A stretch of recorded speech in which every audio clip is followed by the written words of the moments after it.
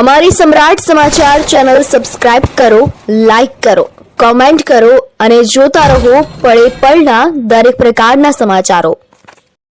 Road cross કરવામાં મુશ્કેલી પડે છે કેમ કે વાહનો ખૂબ સ્પીડમાં જાય છે। નાના બાળકો હોય તો એને શાળાએ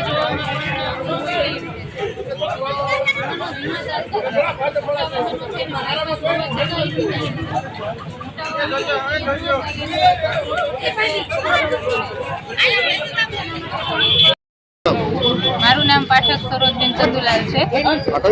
અહીંયા સિક્સર કાશી વિશ્વનાથ મંદિરની બાજુમાં રહું છું અને તાલુકો જિલ્લો પણ ભાવનગર જ લાગુ પડે છે।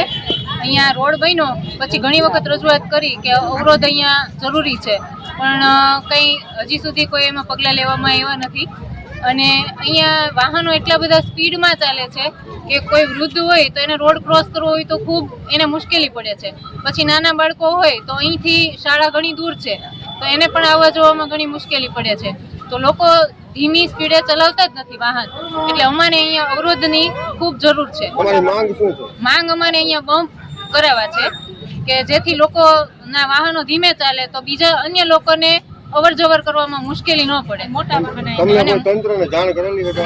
હા, તંત્રને રજૂઆત કરેલી છે પણ કોઈ જવાબ પ્રત્યુત્તર આપ્યો નથી તંત્રએ। આ માંગ કરતા આજે પૂરી નહીં થાય તો શું કરશો? અમારું આંદોલન આવી જ રીતે અવિરત ચાલુ રહેશે। સિક્સર ગામ, તાલુકો જિલ્લો ભાવનગર। સિક્સર ગામની અંદર જે રસ્તો બનેલો છે, બાયપાસ પણ બનેલો છે, તો બાયપાસમાં મોટા વાહનો આવતા નથી।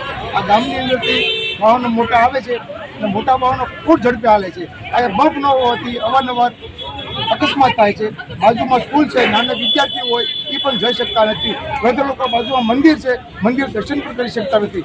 માટે અમે પ્રશાસનને અવારનવાર રજૂઆત કરી છતાં લોકો ધ્યાન નથી આપતા નથી। અમારું આંદોલન છે એ આ સ્પીડ બ્રેકર બનાવવાનું છે। અમારી માગણી પૂરી કરે એટલે અમે આંદોલન શરૂ કર્યું।